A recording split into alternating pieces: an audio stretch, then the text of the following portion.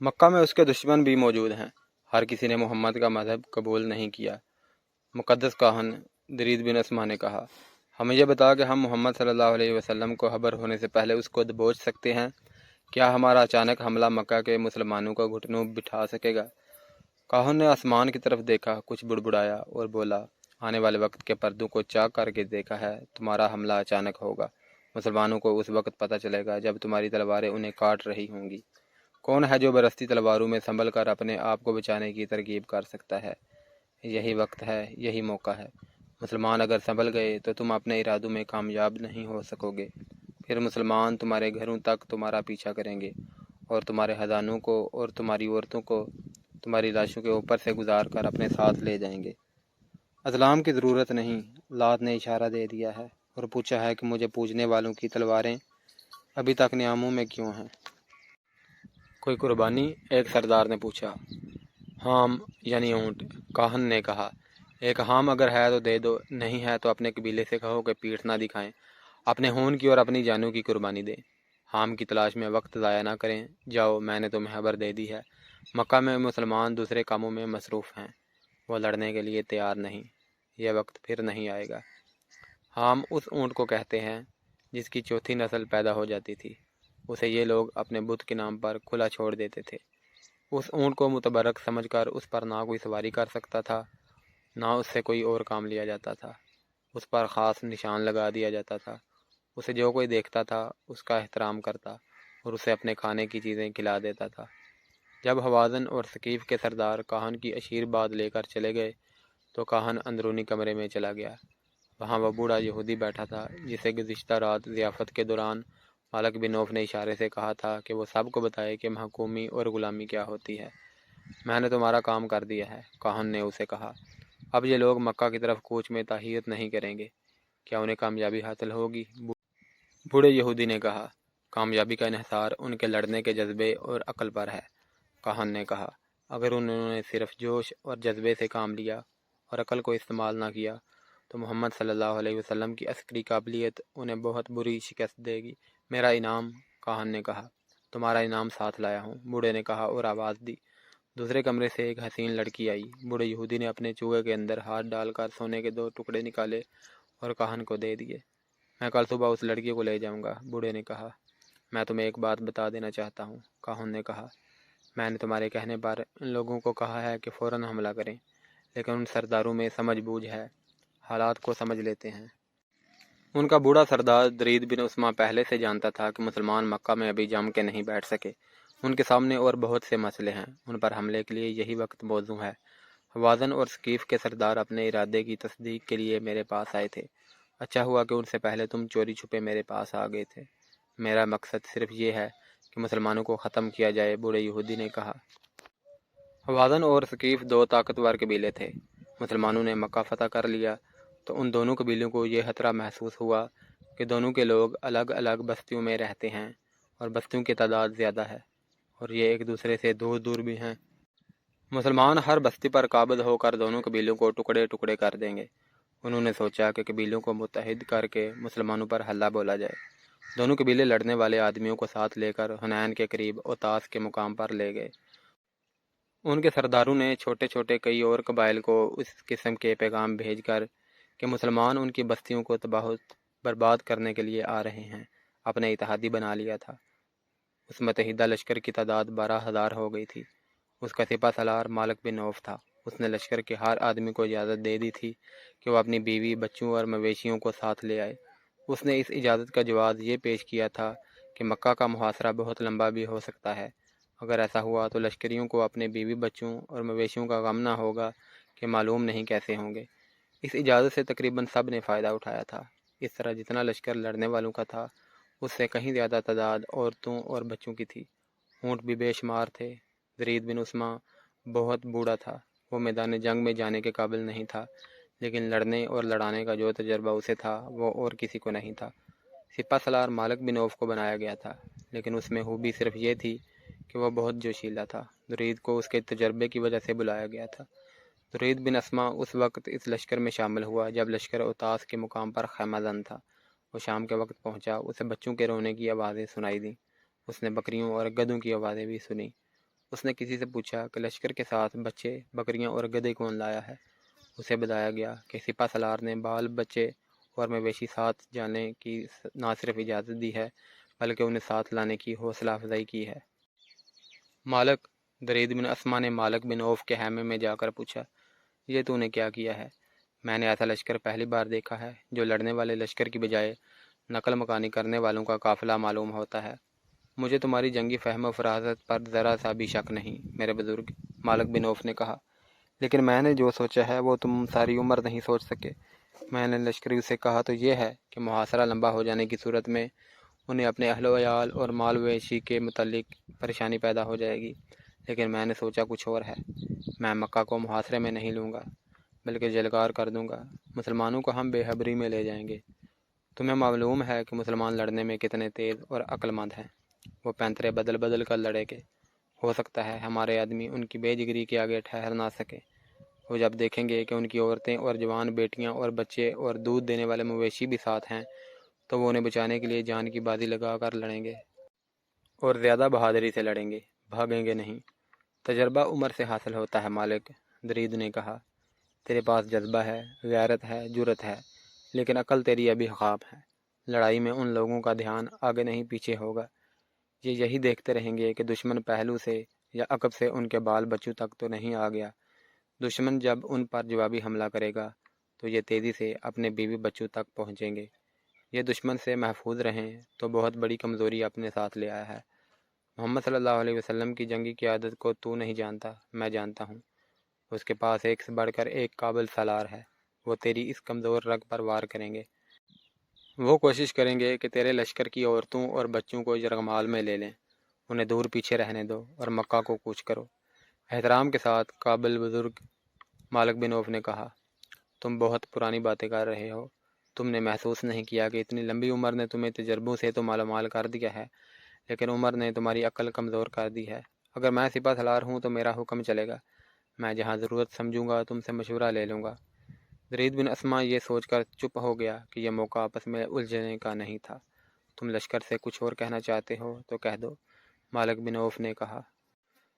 جو کام مجھے کرنا ہے وہ میں تمہیں بتائے بغیر کروں گا، درید نے کہا۔ مجھ میں لڑنے کی طاقت نہیں رہی، لڑا سکتا ہوں۔ اس نے اپنے خیمے میں جا کر قبیلے کے سرداروں کو بلایا اور اتنا ہی کہا، جب حملہ کرو گے تو تمہارا اتحاد نہ ٹوٹے۔ تمام لشکر سے کہہ دو کہ حملہ سے پہلے تلواروں کی نیامیں توڑ کر پھینک دیں۔ عربوں میں یہ رسم تھی کہ لڑائی میں جب کوئی اپنی نیام توڑ دیتا تھا تو اس کا مطلب یہ ہوتا تھا کہ یہ شخص لڑتا ہوا جان دے دے گا، پیچھے نہیں ہٹے گا اور شکست نہیں کھائے گا۔ نیام توڑنے کو وہ فتح یا موت کا اعلان سمجھتے تھے۔ کسی بھی تاریخ میں ایسا اشارہ نہیں ملتا کہ درید بن اسما نے قبیلوں کے سرداروں سے کہا ہو کہ وہ اپنے اہل و عیال کو اوتاس میں ہی رہنے دے، لیکن دو مورخوں نے لکھا ہے کہ لڑائی کے وقت صرف حوازن قبیلہ تھا جس نے اپنی عورتوں، بچوں اور بکریوں وغیرہ کو اپنے ساتھ رکھا تھا۔ یہ دوسرا موقع تھا کہ اتنے زیادہ قبیلوں کی متحدہ فوج مسلمانوں کو تہس نہس کرنے آ رہی تھی۔ اس سے پہلے جنگ خندق میں اتنے زیادہ قبیلے مسلمانوں کے خلاف متحد ہوئے تھے۔ اب مالک بن عوف اس امید پر متحدہ فوج کو لے کر جا رہا تھا کہ وہ مکہ پر اچانک ٹوٹ پڑے گا۔ اس لشکر کو اب اوتاس سے مکہ کو کوچ کرنا تھا اور اس کوچ کی رفتار بہت تیز رکھنی تھی۔ اوتاس میں لشکر کا قیام اس لیے زیادہ ہو گیا تھا کہ دوسرے قبیلوں کو وہاں اکٹھا ہونا تھا۔ اگر اس لشکر میں صرف لڑنے والے ہوتے تو لشکر فوراً مکہ کی طرف پیش قدمی کر جاتا۔ اس میں عورتیں اور بچے تھے اور ان کا سامان بھی تھا، اس لیے وہاں سے کوچ میں ہنسی تاہیر ہو گئی۔ اس دوران مکہ کی گلیوں میں ایک للکار سنائی دی، مسلمانوں ہوشیار، تیار ہو جاؤ۔ وہ ایک شتر سوار تھا جو رسول اکرم صلی اللہ علیہ وسلم کے گھر کی طرف جاتے ہوئے اعلان کرتا جا رہا تھا، خدا کی قسم میں جو دیکھ کر آیا ہوں وہ تم میں سے کسی نے نہیں دیکھا۔ کیا شور مچاتے ہو؟ کسی نے اسے کہا۔ رکو اور بتاؤ کیا دیکھ کے آئے ہو؟ رسول اللہ صلی اللہ علیہ وسلم کو بتاؤں گا، وہ کہتا جا رہا تھا۔ تیار ہو جاؤ۔ رسول اکرم صلی اللہ علیہ وسلم کو اطلاع مل گئی کہ حوازن اور ثقیف کے قبیلوں کے ساتھ دوسرے قبیلوں کے ہزاروں لوگ اوتاس کے قریب خیمہ دن ہیں اور ان کا ارادہ مکہ پر حملہ کرنے کا ہے اور وہ کوچ کرنے والے ہیں۔ تاریخوں میں اس شخص کا نام نہیں ملتا جس نے اوتاس میں اس متحدہ لشکر کو دیکھا اور یہ بھی معلوم کر لیا تھا کہ لشکر کا ارادہ کیا ہے۔ رسول کریم صلی اللہ علیہ وسلم کو قبل از وقت غیر مسلم قبیلوں کے اجتماع کی خبر مل گئی۔ رسول اکرم صلی اللہ علیہ وسلم کی خواہش اور کوشش یہ تھی کہ جنگ و جدل سے گریز کیا جائے اور ان غیر مسلموں کو جو آپ صلی اللہ علیہ وسلم کو اور مسلمانوں کو دشمن سمجھتے اور آپ صلی اللہ علیہ وسلم کے خلاف سازشیں تیار کرتے تھے، انہیں حیرت گالی اور بھائی چارے کے پیغام دیے جائیں۔ اس خواہش اور کوشش کے علاوہ جنوری 630 میں حضور صلی اللہ علیہ وسلم لڑنے کی پوزیشن میں نہیں تھے، کیونکہ آپ نے مکہ کو چند ہی دن پہلے تحویل میں لیا تھا اور شہر کے انتظامات میں مصروف تھے۔ حضور صلی اللہ علیہ وسلم کو مشورے دیے گئے کہ شہری انتظامات کو ملتوی کر کے دفاعی انتظامات کی طرف فوری توجہ دی جائے اور دشمن کے حملے یا محاصرے کا انتظار کیا جائے۔ رسول کریم صلی اللہ علیہ وسلم نے مشورہ دینے والوں سے یہ کہہ کر ان کا مشورہ مسترد کر دیا کہ ہم یہاں دفاعی مورچے بنا کر ان میں بیٹھ جائیں، اور جب دشمن کو یہ خبر ملے کہ ہم بیدار ہیں اور قلعہ بند ہو کے بیٹھ گئے ہیں تو دشمن مکہ سے کچھ دور خیمہ زن ہو کر اس انتظار میں بیٹھ جائے کہ ہم دفاع میں ذرا سی کوتاہی کریں اور وہ شہر کو محاصرے میں لے لے یا سیدھی جلگار کر دے، تو یہ دشمن کو دعوت دینے والی بات ہوگی کہ مسلسل خطرہ بن کر ہمارے سروں پر بیٹھا رہے۔ اس دور کی مختلف تحریروں سے پتہ چلتا ہے کہ رسول کریم صلی اللہ علیہ وسلم نے یہ اصول وضع کیا اور مسلمانوں کو ذہن نشین کرایا تھا کہ دشمن اگر اپنے گھر بیٹھ کر ہی للکارے تو اس کی للکار کا جواب ٹھوس طریقے یعنی عملی طریقے سے دو۔ دوسرا یہ کہ دشمن کی نیت اور اس کے عزائم کا علم ہو جائے تو اپنی سرحدوں کے اندر بیٹھ کر اس کا انتظار نہ کرتے رہو، اس پر حملہ کر دو۔ اور حضور صلی اللہ علیہ وسلم نے اپنی امت کو تیسرا اصول یہ دیا کہ ہر وقت تیاری کی حالت میں رہو اور دشمن کو احساس دلا دو کہ وہ تمہیں للکارے گا یا تمہارے لیے خطرہ بننے کی کوشش کرے گا تو تم بجلی کی طرح اس پر کوندو گے۔ نہیں، ایسا نہیں ہو سکتا۔ مالک بن عوف اپنے خیمے میں غصے سے بار بار زمین پر پاؤں مارتا اور کہتا تھا، وہ اتنی جلدی کس طرح یہاں تک پہنچ سکتے ہیں؟ کیا ہم اپنے ساتھ غداروں کو بھی لائے تھے جنہوں نے محمد کو بہت دن قبل خبردار کر دیا کہ ہم آ رہے ہیں؟ خود جا کر دیکھ لے مالک، بوڑھے درید بن اسما نے کہا، اپنی آنکھوں سے دیکھ لے۔ اگر میں جھوٹ بول رہا ہوں تو اپنے دیوتا لات کو دھوکہ دے رہا ہوں۔ اس آدمی نے کہا جو دیکھ کے آیا تھا کہ مسلمانوں کا ایک لشکر جس کی تعداد کم و بیش 10,000 تھی، حنین کے قریب آ کر پڑاؤ کیے ہوئے تھا۔ اس نے کہا، انہوں نے خیمے نہیں گاڑے، وہ تیاری کی حالت میں ہیں، اور یہ بھی جھوٹ نہیں کہ اس لشکر کا سپہ سالار خود محمد ہے۔ مالک بن عوف غصے سے باولا ہوتا جا رہا تھا، وہ مسلمانوں پر اچانک ٹوٹ پڑنے چلا تھا۔ اس نے اتاس سے مکہ کی طرف پیش قدمی کا حکم دے دیا تھا، مگر اسے اطلاع ملی کہ مسلمان اپنے رسول صلی اللہ علیہ وسلم کی قیادت میں اس کی جمعیت سے تھوڑی ہی دور حنین کے گرد و نواح میں آ گئے ہیں اور مقابلہ کے لیے تیار ہیں۔ غصہ تیری عقل کو کمزور کر رہا ہے مالک، درید نے اسے کہا، آپ محاصرے اور ریلکار کو دماغ سے نکال اور اس زمین سے فائدہ اٹھا جس پر مسلمانوں سے تیرا مقابلہ ہوگا۔ تو اچھی چالیں سوچ سکتا ہے، تو دشمن کو دھوکہ دے سکتا ہے، تجھ میں جرأت ہے، پھر تو کیوں پریشان ہے؟ میں تیرے ساتھ ہوں۔ میں تجھے ایک بار پھر کہتا ہوں کہ ہوازن کے لوگوں نے اپنی عورتوں اور بچوں اور اپنے مویشیوں کو ساتھ لا کے اچھا نہیں کیا۔ میرے ساتھ آؤ، حنین کی وادی کو دیکھیں۔ وہ دونوں اس علاقے کی طرف چل پڑے جہاں لڑائی متوقع تھی۔ رسول کریم صلی اللہ علیہ وسلم کے ساتھ مجاہدین کی جو فوج تھی اس کی تعداد 12,000 تھی۔ اس نفری میں مکہ کے 2,000 ایسے افراد تھے جنہیں اسلام قبول کیے ابھی چند ہی دن ہوئے تھے۔ بعض صحابہ کرام ان 9 مسلموں پر بھروسہ کرنے پر آمادہ نہیں تھے، لیکن اللہ کے رسول صلی اللہ علیہ وسلم کو اپنے اللہ پر بھروسہ تھا۔ ابو سفیان، اکرمہ اور صفوان بھی 9 مسلم تھے۔ یہ تینوں سرداری اور سالاری کے رتبوں کے افراد تھے جن کا 9 مسلم قریش پر اثر و رسوخ بھی تھا، لیکن دیکھا یہ گیا کہ یہ سب اپنی مرضی سے لشکر میں شامل ہوئے تھے۔ ایک مورخ نے لکھا کہ ان تینوں نے مجاہدین کے لیے کم و بیش 100 زرہ بکتر دیے تھے۔ یہ لشکر 27 جنوری 630 شوال کی صبح مکہ روانہ ہوا اور 31 جنوری کی شام حنین کے گرد و نواح میں پہنچ گیا۔ کوچ برق رفتار تھا۔ رسول کریم کو معلوم تھا کہ قبیلہ ہوازن اور قبیلہ ثقیف لڑنے والے قبیلے ہیں اور ان کے قائد درید اور مالک جنگی فہم و فراست اور چالوں سے بخوبی واقف ہیں۔ اس لیے آپ صلی اللہ علیہ وسلم نے ہراول میں جن 700 مجاہدین کو رکھا وہ بنو سلیم کے تھے اور ان کے کمانڈر خالد بن ولید تھے۔ حنین ایک وادی ہے جو مکہ سے 11 میل دور ہے۔ بعض جگہوں پر یہ وادی 7 میل چوڑی ہے، کہیں اس کی چوڑائی اس سے بھی کم ہے، اور حنین کے قریب جا کر وادی کی چوڑائی کم ہوتے ہوتے بمشکل 2 فرلانگ رہ جاتی ہے۔ یہاں وادی کی سطح اوپر کو اٹھتی ہے، یعنی یہ چڑھائی ہے۔ آگے ایک رستہ ہے جو دائیں بائیں مڑتا ہے، ایک اور وادی میں داخل ہوتا ہے۔ اس وادی کا نام نہلۃ الیمانیہ ہے۔ راستہ خاصا تنگ ہے۔ مسلمانوں نے اپنے جاسوسوں کی آنکھوں سے دیکھا کہ قبیلوں کی متحدہ فوج ابھی اتاس کے قریب خیمہ زن ہے، مگر جاسوس رات کی تاریکی میں نہ جھانک سکے یا انہوں نے ضرورت محسوس نہ کی کہ رات کو بھی دیکھ لیتے کہ دشمن کوئی نقل و حرکت تو نہیں کر رہا۔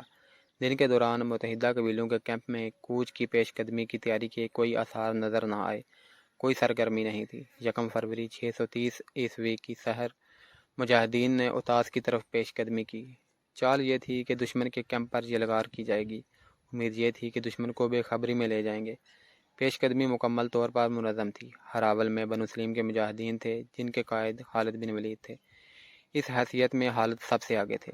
اسلامی فوج کی نفری تو 12,000 تھی، لیکن اس باقاعدہ فوج کے ساتھ ایک بے قاعدہ فوج بھی تھی جس کی نفری 20,000 تھی۔ یہ مکہ اور گرد و نواح کے لوگ تھے جو فوج کی مدد کے لیے ساتھ آئے تھے۔ ایک واقعہ قابل ذکر ہے۔ اتنا زیادہ لشکر دیکھ کر بعض صحابہ کرام نے بڑے فخر سے کہا، کون ہے جو ہمیں شکست دے سکتا ہے؟ دو مورخوں نے لکھا ہے کہ اس فخر میں تکبر کی جھلک بھی تھی۔ خالد بن ولید اسلامی لشکر کے آگے تھے۔ وہ وادی حنین کے تنگ رستے میں داخل ہوئے تو صبح طلوع ہو رہی تھی۔ خالد بن ولید نے اپنے گھوڑے کو ایڑ لگائی اور رفتار تیز کر دی۔ خالد بن ولید جو شیلے جنگجو تھے اور جارحانہ قیادت پر یقین رکھتے تھے، وہ جب مسلمان نہیں ہوئے تھے تو قبیلہ قریش کے سردار اعلیٰ ابو سفیان سے انہیں سب سے بڑی شکایت یہ تھی کہ وہ انہیں کھل کر لڑنے نہیں دیتے تھے۔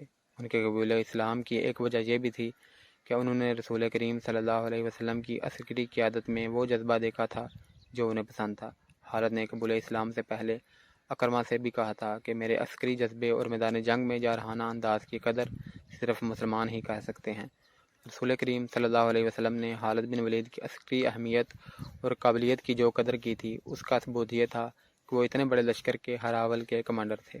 صبح طلوع ہو رہی تھی جب خالد بن ولید کا ہراول کا دستہ گھاٹی والے تنگ رستے میں داخل ہوا۔ اچانک زمین و آسمان جیسے پھٹ پڑے ہوں۔ حوازن، ثقیف اور دیگر قبیلوں کے متحدہ فوج کے نعرے گھٹاؤں کی گرج اور بجلیوں کی کڑک کی طرح بلند ہوئے اور موسلادھار بارش کی طرح تیروں کی بوچھاڑیں آنے لگیں۔ یہ تیر دائیں بائیں کی چٹانوں اور ٹیکریوں سے آ رہے تھے۔ یہ دشمن کی گھات تھی۔ مالک بن عوف اور درید بن عثمان نے دن کے وقت اپنے کیمپ میں کوئی سرگرمی ظاہر نہیں ہونے دی تھی۔ ایسے معلوم ہوتا تھا جیسے یہ جنگی کیمپ نہیں، کسی قافلے کا پڑاؤ ہے۔ شام کے بعد مالک بن عوف اپنی فوج کو حنین کے تنگ راستے پر لے گیا اور تیر اندازوں کو دونوں طرف چھپا کر بٹھا دیا۔ تیروں کی بوچھاڑیں اچانک بھی تھیں اور بہت زیادہ بھی۔ مجاہدین کے گھوڑے تیر کھا کے بے لگام ہو کر بھاگے۔ جو سوار تیروں سے محفوظ رہے وہ بھی پیچھے کو بھاگ اٹھے۔ تیروں کی بوچھاڑیں اور تندوہیز ہو گئیں۔ گھوڑے بھی بے قابو اور سوار بھی بے قابو ہو گئے۔ بھگدڑ مچ گئی۔ مت بھاگو! خالد بن ولید تیروں کی بوچھاڑوں میں کھڑے چلا رہے تھے۔ پیٹھ نہ دکھاؤ، مقابلہ کرو!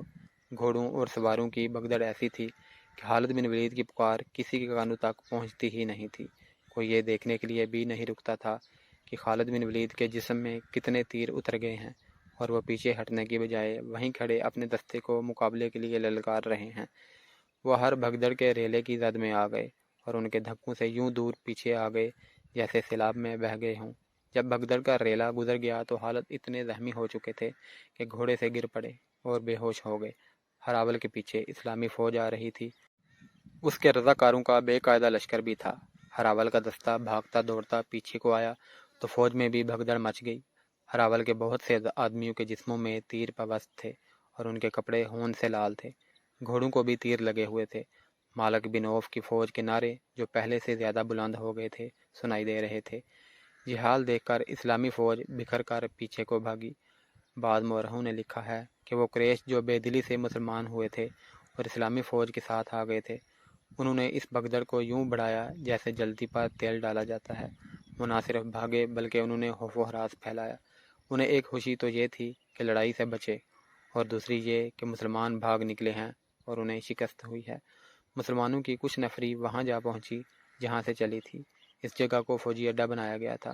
زیادہ تعداد ان مسلمانوں کی تھی جنہوں نے پیچھے ہٹ کر ایسی جگہوں پر پناہ لے لی جہاں چھپا جا سکتا تھا، لیکن وہ چھپنے کے لیے نہیں بلکہ چھپ کر یہ دیکھنے کے لیے وہاں رکے تھے کہ ہوا کیا ہے اور وہ دشمن کہاں ہے جس سے ڈر کر پوری فوج بھاگ اٹھی ہے۔ وہاں تو حالت یہ ہو گئی تھی کہ بھاگتے ہوئے اونٹ اور گھوڑے ایک دوسرے سے ٹکرا رہے تھے اور پیادے ان کے درمیان آ کر کچلے جانے سے بچنے کے لیے ہر طرف بھاگ رہے تھے۔ رسول کریم صلی اللہ علیہ وسلم نے اپنی فوج کی یہ حالت دیکھی تو آپ صلی اللہ علیہ وسلم بھاگنے والوں کے راستے میں کھڑے ہو گئے۔ آپ صلی اللہ علیہ وسلم کے ساتھ 9 صحابہ کرام تھے۔ ان میں 4 قابل ذکر ہیں: حضرت عمر، حضرت عباس، حضرت علی اور حضرت ابو بکر۔ مسلمانوں، رسول کریم صلی اللہ علیہ وسلم نے بلند آواز سے للکارنا شروع کر دیا۔ کہاں جا رہے ہو؟ میں ادھر کھڑا ہوں، میں جو اللہ کا رسول ہوں۔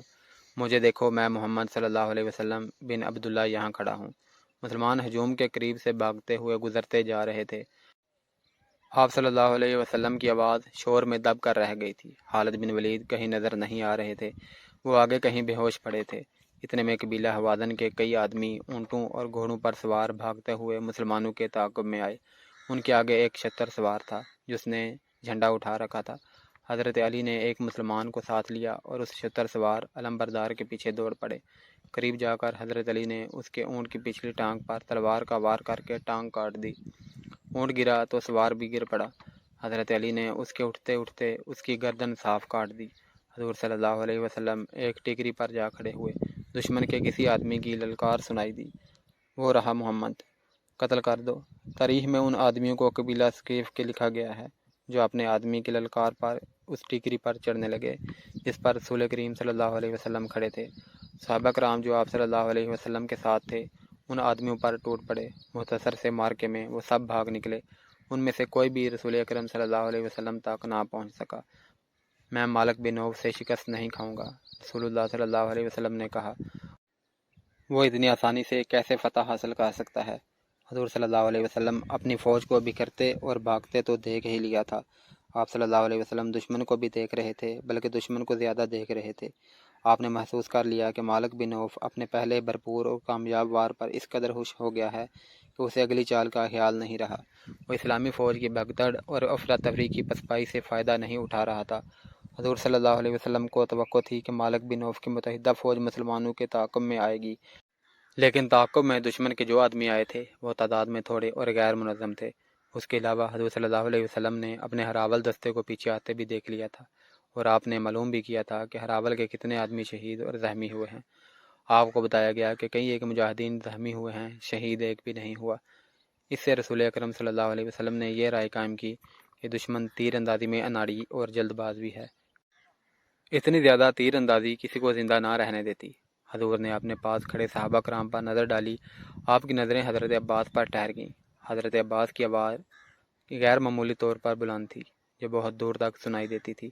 جسم کے لحاظ سے بھی حضرت عباس قوی ہیکل تھے۔ عباس، تم پر اللہ کی رحمت ہو، مسلمانوں کو پکارو، انہیں یہاں آنے کے لیے کہو۔ اے انصار! حضرت عباس نے انتہائی بلند آواز میں پکارنا شروع کیا۔ اے اہل مدینہ، اے اہل مکہ، آؤ، اپنے رسول کے پاس آؤ۔ حضرت عباس قبیلوں کے اور آدمیوں کے نام لے لے کر پکارتے رہے اور کہتے رہے کہ اپنے رسول صلی اللہ علیہ وسلم کے پاس، اپنے اللہ کے رسول کے پاس آؤ۔ سب سے پہلے انصار آئے۔ ان کی تعداد معمولی تھی، لیکن ایک کو دیکھ کر دوسرا آتا چلا گیا۔ مکہ کے کچھ دوسرے قبیلوں کے لوگ بھی آ گئے، ان کی تعداد 100 ہو گئی۔ رسول کریم صلی اللہ علیہ وسلم نے دیکھا کہ قبیلہ ہوازن کے بہت سے آدمی پسپا ہوئے مسلمانوں کی طرف دوڑے آ رہے تھے۔ آپ صلی اللہ علیہ وسلم نے ان 100 مجاہدین کو دشمن کے ان آدمیوں پر حملہ کرنے کا حکم دیا۔ مجاہدین ان کے عقب سے ان پر ٹوٹ پڑے۔ ہوازن کے آدمی بوکھلا گئے اور مقابلے کے لیے سنبھلنے لگے، لیکن مجاہدین نے انہیں سنبھلنے کی مہلت نہ دی۔ ان میں سے بہت سے بھاگ نکلے، ان کے زخمی اور ہلاک ہونے والے پیچھے رہ گئے۔ وہ تو اچانک ایسے حالات پیدا ہو گئے تھے کہ مجاہدین میں بھگدڑ مچ گئی تھی، ورنہ وہ ہمیشہ اپنے سے کئی گنا زیادہ سے لڑے اور فاتح اور کامران رہے تھے۔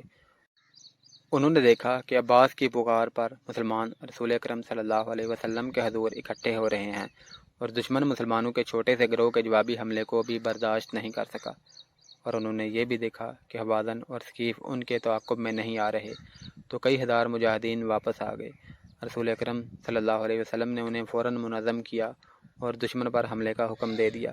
خالد بن ولید لاپتہ تھے، کسی کو ہوش نہیں تھا کہ دیکھتا کہ کون لاپتہ ہے اور کون کہاں ہے۔ وہی تنگ گھاٹی جہاں مجاہدین پر قہر ٹوٹا تھا، اب متحدہ قبائل کے لیے موت کی گھاٹی بن گئی تھی۔ قبیلہ ہوازن چونکہ سب سے زیادہ لڑاکا قبیلہ تھا، اس لیے اسی کے آدمیوں کو آگے رکھا گیا تھا۔ یہ لوگ بلا شک شبہ ماہر لڑاکے تھے، لیکن مسلمانوں نے جس قہر سے حملہ کیا تھا اس کے آگے ہوازن ٹھہر نہ سکے۔ مسلمان اس خفت کو بھی مٹانا چاہتے تھے جو انہیں غلطی سے اٹھانی پڑی تھی۔ یہ دست بدست لڑائی تھی۔ مجاہدین نے تیغ زنی کے وہ جوہر دکھائے کہ ہوازن گر رہے تھے، یہ مارکے سے نکلنے کی کوشش کر رہے تھے۔ رسول اکرم صلی اللہ علیہ وسلم مارکے کے قریب ایک بلند جگہ کھڑے تھے۔ آپ صلی اللہ علیہ وسلم نے للکار کر کہا، یہ جھوٹ نہیں کہ میں نبی ہوں، میں ابن عبد المطلب ہوں۔ حوازن پیچھے ہٹتے چلے جا رہے تھے۔ وہ اب وار کرتے کم اور وار روکتے زیادہ تھے۔ ان کا دم خم ٹوٹ رہا تھا۔ ان کے پیچھے قبیلہ ثقیف کے دستے تیار کھڑے تھے۔ مالک بن عوف نے چلا کر حوازن کو پیچھے ہٹا لیا۔ قبیلہ ثقیف کے تازہ دم لڑاکوں نے حوازن کی جگہ لے لی۔ مسلمان تھک چکے تھے اور ثقیف تازہ دم تھے، لیکن مسلمانوں کو اپنے رسول صلی اللہ علیہ وسلم کی موجودگی اور للکار نیا حوصلہ دے رہی تھی۔ مسلمانوں کی تلواروں اور برچھیوں کے ضربوں میں جو قہر اور غضب تھا، ان کے نعروں اور للکار میں جو گرج اور کڑک تھی، اس نے ثقیف پر دہشت طاری کر دی تھی۔ ثقیف کے لڑاکے جو عرب میں ہاتھ سے مشہور تھے، تیزی سے پیچھے ہٹنے لگے اور پھر ان کے اونٹوں اور گھوڑوں نے بھگدڑ بہا کر دی۔ اس سے دشمن وہی کیفیت پیدا ہو گئی جو گھاٹی میں صبح کے وقت مسلمانوں میں پیدا ہو گئی تھی۔ حوازن بڑی بری حالت میں پیچھے کو بھاگے تھے۔ اب ثقیف بھی پسپا ہوئے تو ان کے اتحادی قبائل کے حوصلے لڑے بغیر ہی ٹوٹ پھوٹ گئے۔ وہ افراتفری میں بھاگ اٹھے۔ مالک بن عوف تنگ راستے سے دور پیچھے حوازن کے بھاگے ہوئے دستوں کو یکجا کر رہا تھا۔ اس کا انداز بتا رہا تھا کہ وہ جارحانہ کارروائی سے منہ موڑ چکا ہے اور اپنے دستوں کو دفاعی دیوار کے طور پر ترتیب دے رہا ہے۔ رسول اللہ صلی اللہ علیہ وسلم نے یہ ترتیب دیکھی تو آپ اپنے لشکر کی طرف پلٹے۔ آپ نے دیکھا کہ جو مجاہدین صبح کے وقت بھاگ گئے تھے وہ سب واپس آ گئے ہیں۔ حضور صلی اللہ علیہ وسلم نے حکم دیا کہ گھوڑ سواروں کو آگے لاؤ۔ ذرا سی دیر میں سوار پیادوں سے الگ ہو گئے۔ آپ صلی اللہ علیہ وسلم نے سواروں کو ایک خاص ترتیب میں کر کے حکم دیا کہ حوازن کو سنبھلنے اور منظم ہونے کا موقع نہ دو اور برق رفتار حملہ کرو۔ ان سواروں میں بنو سلیم کے وہ سوار بھی شامل تھے جن پر سب سے پہلے تیروں کی بوچھاڑ آئی تھی اور مسلمانوں کی جمعیت پارا پارا ہو گئی تھی، لیکن بنو سلیم کا کمانڈر ان کے ساتھ نہیں تھا اور وہ تھے خالد بن ولید، جو ابھی تک کہیں بے ہوش پڑے تھے۔ رسول اکرم صلی اللہ علیہ وسلم نے اس سوار دستے کی قیادت زبیر بن العوام کے سپرد کی اور انہیں حکم دیا کہ آگے جو درہ ہے اس پر مالک بن عوف قبضہ کیے بیٹھا ہے، اسے درے سے بے دخل کر دو۔ رسول کریم صلی اللہ علیہ وسلم نے جنگ کی کمان اپنے دست مبارک میں لے لی تھی۔